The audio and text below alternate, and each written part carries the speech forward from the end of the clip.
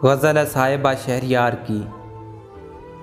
याद आता है मुझे रेत का घर बारिश में, याद आता है मुझे रेत का घर बारिश में। मैं अकेली थी सरे रहा गुज़र बारिश में। वो अजब शख्स था हर हाल में खुश रहता था, उसने ताउम्र किया हंस के सफ़र बारिश में। तुमने पूछा भी तो किस मोड़ पे आकर पूछा, कैसे उजड़ा था चहकता हुआ घर बारिश में। एक दिया जलता है कितनी भी चले तेज़ हवा, टूट जाते हैं कई एक शजर बारिश में।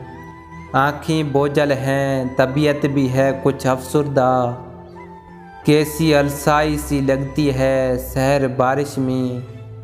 याद आता है मुझे रेत का घर बारिश में, मैं अकेली थी सरे रहा गुज़र बारिश में। दोस्तों वीडियो को लाइक करें, चैनल को सब्सक्राइब करें और बेल आइकन को दबाएं ताकि हर आने वाली वीडियो आप तक पहुंचती रहे।